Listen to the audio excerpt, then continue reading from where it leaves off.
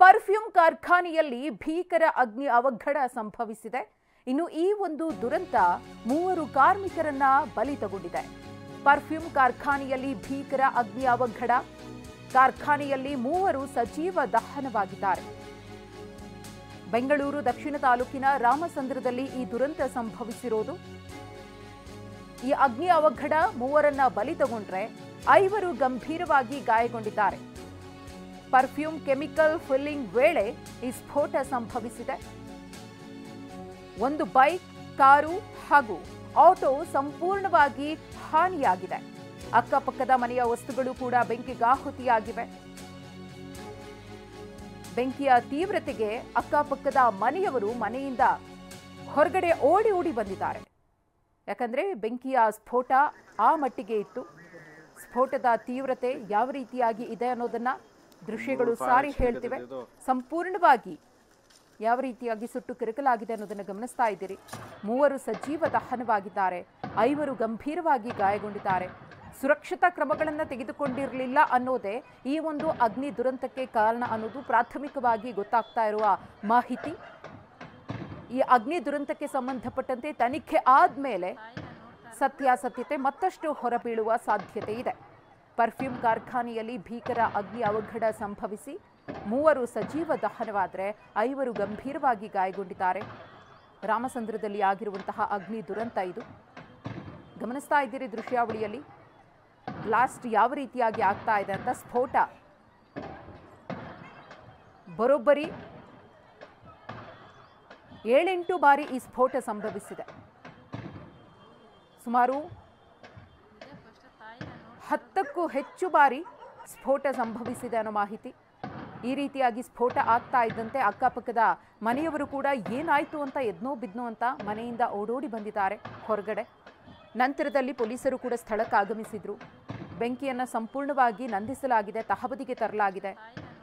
ಆ ಅವಶೇಷಗಳು ಬೆಂಕಿಗಾಹುತಿ ಆದಮೇಲೆ ಯಾವ ಕಂಡೀಷನ್ನಲ್ಲಿದೆ ಅನ್ನೋದನ್ನು ಗಮನಿಸ್ತಾ ಇದ್ದೀರಿ. FSL ಟೀಮ್ನ ಅಧಿಕಾರಿಗಳು ಕೂಡ ಸ್ಥಳಕ್ಕೆ ಆಗಮಿಸಿ ಪರಿಶೀಲನೆಯನ್ನು ಮಾಡ್ತಿದ್ದಾರೆ. ವೈಜ್ಞಾನಿಕವಾಗಿ ಏನು ಕಾರಣ ಅನ್ನೋದ್ರ ಬಗ್ಗೆಯೂ ಕೂಡ ತನಿಖೆ ಆಗುತ್ತೆ. ಆಟೋ ಒಂದು ಯಾವ ರೀತಿಯಾಗಿ ಸುಟ್ಟು ಕರಕಲಾಗಿದೆ ಅನ್ನೋದನ್ನು ನೋಡ್ತಾ ಇದ್ದೀರಿ. ಅಕ್ಕಪಕ್ಕದ ಮನೆಗಳಿಗೂ ಕೂಡ ಡ್ಯಾಮೇಜ್ ಆಗಿದೆ. ಈ ಅಗ್ನಿ ಅನಾಹುತಕ್ಕೆ ಏನು ಕಾರಣ? ಪರ್ಫ್ಯೂಮ್ ಅಂದರೆ ಕೆಮಿಕಲ್ ಸಿಕ್ಕಾಪಟ್ಟೆ ಇದ್ದೇ ಇರುತ್ತೆ. ಆದರೆ ಈ ರೀತಿಯ ಕಾರ್ಖಾನೆಯನ್ನು ನಡೆಸುವಂತಹ ಸಂದರ್ಭದಲ್ಲಿ ಅತಿ ಹೆಚ್ಚಿನ ಮುಂಜಾಗ್ರತೆಯನ್ನು ವಹಿಸಬೇಕಾಗುತ್ತೆ, ಸುರಕ್ಷಿತ ಕ್ರಮಗಳನ್ನು ಕೈಗೊಳ್ಳಬೇಕಾಗುತ್ತೆ. ಅದರಲ್ಲಿ ಈ ಒಂದು ಕಾರ್ಖಾನೆಯ ಮಾಲೀಕರು ಫೇಲ್ಯೂರ್ ಆದ್ರ ಅನ್ನೋ ಪ್ರಶ್ನೆಯೂ ಕೂಡ ಎದ್ದಿದೆ. ಕಾದ್ ನೋಡಬೇಕು. ತನಿಖೆಯ ನಂತರ ಈ ಪ್ರಕರಣಕ್ಕೆ ಸಂಬಂಧಪಟ್ಟಂತಹ ಮತ್ತಷ್ಟು ಸತ್ಯಾಂಶ ಹೊರಬರುತ್ತೆ. ಇವತ್ತು ಸಂಜೆ ಅರೌಂಡ್ 5 o'clockಗೆ ನಮ್ಮ ಕುಂಬಳಗೋಡ್ ಪೊಲೀಸ್ ಠಾಣೆ ವ್ಯಾಪ್ತಿಯಲ್ಲಿ ರಾಮಸಂದ್ರ ಅನ್ನೋ ಇದರಲ್ಲಿ ಇಲ್ಲಿ ಒಂದು 30-40 ಸೈಟಲ್ಲಿ ಒಂದು ಅಗ್ನಿ ಅವಘಡ ಆಗಿದೆ. ಇದು ಅದರಲ್ಲಿ 3 ಜನ ಡೆತ್ ಆಗಿದೆ. ಒಬ್ಬರು ಸಲೀಂ ಅಂತ ಐಡೆಂಟಿಫೈ ಆಗಿದ್ದಾರೆ, ಇನ್ನೂ 2 ನಮಗೆ ಐಡೆಂಟಿಫೈ ಆಗಿಲ್ಲ. ಮತ್ತು ಇದರಲ್ಲಿ 5 ಜನ ಇಂಜೂರ್ಡ್ ಇದ್ದಾರೆ. ಅವ್ರನ್ನ ಪ್ರಸ್ತುತ ಈಗ ವಿಕ್ಟೋರಿಯಾ ಹಾಸ್ಪಿಟ್ಲಲ್ಲಿ ಟ್ರೀಟ್ಮೆಂಟ್ಗೆ ತೊಗೊಂಡೋಗಿದ್ದಾರೆ. ಇದು ಸ್ಥಳೀಯರು ಹೇಳೋ ಪ್ರಕಾರ ಕಳೆದ ಲೆಸ್ ದೆನ್ ಅ ಮಂತ್ ಇಲ್ಲಿ ಇದನ್ನ ಸೆಟಪ್ ಮಾಡಿದ್ದಾರೆ. ವಿಠಲ್ ಅನ್ನೋರ್ದು ಇದು ಒಂದು ಸೈಟ್ ಆಗಿದ್ದು ಅದನ್ನು ಸಲೀಂ ಅನ್ನೋರು ಬಾಡಿಗೆಗೆ ಪಡೆದಿದ್ದಾರೆ. ಇಲ್ಲಿ ಪರ್ಫ್ಯೂಮ್ಸ್ ಮ್ಯಾನುಫ್ಯಾಕ್ಚರ್ ಆಗಿದ್ದು ಮೇಲ್ನೋಟಕ್ಕೆ ಕಂಡು ಬರ್ತಾ ಇದೆ. ಅದನ್ನೇನು ಪ್ರೆಸ್ ಮಾಡೋವಾಗ ಅದು ಎಕ್ಸ್ಪ್ಲೋಡ್ ಆಗಿದೆ ಅಂತ ಹೇಳ್ತಾರೆ. 3 ಜನ ಮೃತದೇಹಗಳು ಒಳಗಡೆ ಸ್ಮಾಲ್ ಶೆಡ್ಡಲ್ಲಿ ಸಿಕ್ಕಿದೆ. ಉಳಿದವ್ರನ್ನ ಈಗ ನಾವು ಆಸ್ಪತ್ರೆಗೆ ರವಾನೆ ಆಗಿದೆ. ಅವರು ಟ್ರೀಟ್ಮೆಂಟಲ್ಲಿದ್ದಾರೆ. ಈಗ ಫೈರ್ ಅವರು ಬಂದಿದ್ದಾರೆ, ಅವರ ಫೈರ್ನ ನಿಂದಿಸಿದ್ದಾರೆ. ಈಗ ನಮ್ಮ FSL ಟೀಮ್ ಬೆಂಗಳೂರಿಂದ ಈಗ ಮಡಿವಾಳದಿಂದ ಬರ್ತಾ ಇದ್ದಾರೆ. ಅವ್ರು ಬಂದ ಮೇಲೆ ಎಕ್ಸಾಕ್ಟ್ಲಿ ಕಾಸ್ ಆಫ್ ಫೈರ್ ಏನಿದೆ ಮತ್ತು ಏನು ಮಾಡ್ತಿದ್ರು ಇಲ್ಲಿ ಅಂತ ಎಕ್ಸಾಕ್ಟ್ಲಿ ನಾವು ಹೇಳ್ಬೋದಾಗಿದೆ. ಇವತ್ತು ಸಂಜೆ ಅರೌಂಡ್ 5 o'clockಗೆ ನಮ್ಮ ಕುಂಬಳಗೋಡ್ ಪೊಲೀಸ್ ಠಾಣೆ ವ್ಯಾಪ್ತಿಯಲ್ಲಿ ರಾಮಸಂದ್ರ ಅನ್ನೋ ಇದರಲ್ಲಿ ಇಲ್ಲಿ ಒಂದು 30-40 ಸೈಟಲ್ಲಿ ಒಂದು ಅಗ್ನಿ ಅವಘಡ ಆಗಿದೆ. ಇದು ಅದರಲ್ಲಿ 3 ಜನ ಡೆತ್ ಆಗಿದೆ. ಒಬ್ಬರು ಸಲೀಂ ಅಂತ ಐಡೆಂಟಿಫೈ ಆಗಿದ್ದಾರೆ, ಇನ್ನೂ 2 ನಮಗೆ ಐಡೆಂಟಿಫೈ ಆಗಿಲ್ಲ. ಮತ್ತು ಇದರಲ್ಲಿ 5 ಜನ ಇಂಜೂರ್ಡ್ ಇದ್ದಾರೆ. ಅವ್ರನ್ನ ಪ್ರಸ್ತುತ ಈಗ ವಿಕ್ಟೋರಿಯಾ ಹಾಸ್ಪಿಟ್ಲಲ್ಲಿ ಟ್ರೀಟ್ಮೆಂಟ್ಗೆ ತೊಗೊಂಡೋಗಿದ್ದಾರೆ. ಇದು ಸ್ಥಳೀಯರು ಹೇಳೋ ಪ್ರಕಾರ ಕಳೆದ ಲೆಸ್ ದೆನ್ ಅ ಮಂತ್ ಇಲ್ಲಿ ಇದನ್ನ ಸೆಟಪ್ ಮಾಡಿದ್ದಾರೆ. ವಿಠಲ್ ಅನ್ನೋರ್ದು ಇದು ಒಂದು ಸೈಟ್ ಆಗಿದ್ದು ಅದನ್ನು ಸಲೀಂ ಅನ್ನೋರು ಬಾಡಿಗೆಗೆ ಪಡೆದಿದ್ದಾರೆ. ಇಲ್ಲಿ ಪರ್ಫ್ಯೂಮ್ಸ್ ಮ್ಯಾನುಫ್ಯಾಕ್ಚರ್ ಆಗಿದ್ದು ಮೇಲ್ನೋಟಕ್ಕೆ ಕಂಡು ಬರ್ತಾ ಇದೆ. ಅದನ್ನೇನು ಪ್ರೆಸ್ ಮಾಡೋವಾಗ ಅದು ಎಕ್ಸ್ಪ್ಲೋಡ್ ಆಗಿದೆ ಅಂತ ಹೇಳ್ತಾರೆ. 3 ಜನ ಮೃತದೇಹಗಳು ಒಳಗಡೆ ಸ್ಮಾಲ್ ಶೆಡ್ಡಲ್ಲಿ ಸಿಕ್ಕಿದೆ. ಅವನು ಸ್ಕೂಲ್ ಹೋಗೋದು, ಗೋಲ್ರೆಡ್ಡಿ ಸ್ಕೂಲ್ಗೆ ಹೋಗ್ತಾನೆ, 7ನೇ ಕ್ಲಾಸು. 7ನೇ ಕ್ಲಾಸ್. ಇವತ್ತೇನಕ್ಕೆ ಬಂದಿದ್ದ ಅಂತ ಇಲ್ಲಿಗೆ? ಅವ್ರ ಹುಡುಗರು ಕರ್ಕೊಂಡ್ ಬಂದ್ಬಿಟ್ಟಿರೋದು. ಯಾವಾಗ ಬರ್ತಾರ ಇಲ್ಲಿಗೆ? ಇಲ್ಲ ಬರಲ್ಲ ಅವ್ರು ಅವತ್ತು. ಏನಕ್ಕೆ ಬಂದಿದ್ದ ಅಂತ ಹೇಳಿ? ಕೆಲಸ ಮಾಡಕ? ಕೆಲ್ಸ ಏನಿಲ್ಲ ಸರ್, ಕೆಲ್ಸಕ್ಕೆ ಯಾಕೆ ಕಳ್ಸ, ನಾವು ಸ್ಕೂಲ್ಗೆ ಇವತ್ತು ಭಾನುವಾರ ಅಲ್ವಾ, ಕೆಲ್ಸಕ್ಕೆ ಅಂತ ಎಲ್ಲ ಆ ಹುಡುಗರ ಜೊತೆ ಕರ್ಕೊಂಡ್ ಬಂದ್ಬಿಟ್ಟು ಈ ತರ ಆಗೈತಂತ ಇವಾಗ ಜಸ್ಟ್ ನನ್ಗೆ ಗೊತ್ತಾದ ತಕ್ಷಣ ಓಡ್ ಬಂದಿರೋದು. ನಾನು ನೀವೇನ್ ಕೆಲಸ ಮಾಡ್ತೀರಾ? ನಾನು ಆಟೋ ಓಡಿಸ್ತೀನಿ. ಎಷ್ಟು ಜನ ಮಕ್ಕಳು ನಿಮ್ಗೆ? ನನ್ಗೆ 2 ಗಂಡು ಮಕ್ಳು 3 ಹೆಣ್ಮಕ್ಳು. ಇವ್ರು ಎಷ್ಟು? ಇವರೇ ನನ್ನ ಮಗ ಅರ್ಬಾಜ್ ಅಂತ. ಅವನ್ ಇಷ್ಟೇ, ಅವನು ಸ್ಕೂಲ್ ಹೋಗೋದು, ಗೌಲ್ರೆಡ್ಡಿ ಸ್ಕೂಲ್ಗೆ ಹೋಗ್ತಾನೆ. 7ನೇ ಕ್ಲಾಸು. 7ನೇ ಕ್ಲಾಸ್. ಇವತ್ತೇನಕ್ಕೆ ಬಂದಿದ್ದ ಅಂತ ಇಲ್ಲಿಗೆ? ಅವ್ರ ಹುಡುಗರು ಕರ್ಕೊಂಡ್ ಬಂದ್ಬಿಟ್ಟಿರೋದು. ಯಾವಾಗ ಬರ್ತಾರ ಇಲ್ಲಿಗೆ? ಇಲ್ಲ ಬರಲ್ಲ ಅವ್ರು ಅವತ್ತು. ಏನಕ್ಕೆ ಬಂದಿದ್ದ ಅಂತ ಹೇಳಿ? ಕೆಲಸ ಮಾಡಕ? ಕೆಲ್ಸ ಏನಿಲ್ಲ ಸರ್, ಕೆಲ್ಸಕ್ಕೆ ಯಾಕೆ ಕಳ್ಸ, ನಾವು ಸ್ಕೂಲ್ಗೆ ಇವತ್ತು ಭಾನುವಾರ ಅಲ್ವಾ, ಕೆಲ್ಸಕ್ಕೆ ಅಂತ ಎಲ್ಲ ಆ ಹುಡುಗರ ಜೊತೆ ಕರ್ಕೊಂಡ್ ಬಂದ್ಬಿಟ್ಟು ಈ ತರ ಆಗೈತಂತ ಇವಾಗ ಜಸ್ಟ್ ನನ್ಗೆ ಗೊತ್ತಾದ ತಕ್ಷಣ ಓಡ್ ಬಂದಿರೋದು. ನಾನು ನೀವೇನ್ ಕೆಲಸ ಮಾಡ್ತೀರಾ? ನಾನು ಆಟೋ ಓಡಿಸ್ತೀನಿ. ಎಷ್ಟು ಜನ ಮಕ್ಕಳು ನಿಮ್ಗೆ? ನನ್ಗೆ 2 ಗಂಡು ಮಕ್ಳು 3 ಹೆಣ್ಮಕ್ಳು. ಇವ್ರು ಎಷ್ಟು? ಇವರೇ ನನ್ನ ಮಗ ಅರ್ಬಾಜ್ ಅಂತ. ಅವನ್ ಇಷ್ಟೇ, ಅವನು ಸ್ಕೂಲ್ ಹೋಗೋದು, ಗೌಲ್ರೆಡ್ಡಿ.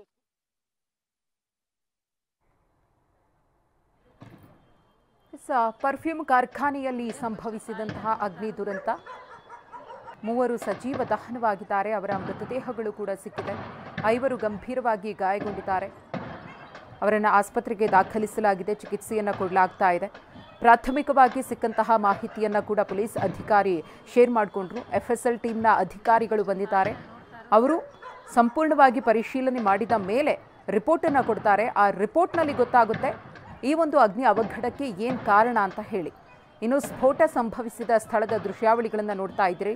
ಮತ್ತೊಂದು ಕಡೆ ಯಾವ ರೀತಿಯಾಗಿ ಬ್ಲಾಸ್ಟ್ ಸಂಭವಿಸಿತು, ಸುಮಾರು 10ಕ್ಕೂ ಹೆಚ್ಚು ಬಾರಿ ಬ್ಲಾಸ್ಟ್ ಆಗಿದೆ. ಆಟೋ ಒಂದು ಸಂಪೂರ್ಣವಾಗಿ ಸುಟ್ಟು ಕರಕಲಾಗಿದೆ. ಇನ್ನು ಎಷ್ಟು ಜನ ಈ ಕಾರ್ಖಾನೆಯಲ್ಲಿ ಕೆಲಸವನ್ನ ಮಾಡ್ತಾ ಇದ್ರು? ಬಾಡಿಗೆಗೆ ತೆಗೆದುಕೊಂಡಿದ್ದಂತಹ ಜಾಗ ಇದು. ಯಾವುದೇ ರೀತಿಯ ಮುಂಜಾಗ್ರತೆಯನ್ನು ವಹಿಸಿರಲಿಲ್ಲ ಅನ್ನೋದು ಮೇಲ್ನೋಟಕ್ಕೆ ಖಾತ್ರಿ ಆಗ್ತಿದೆ.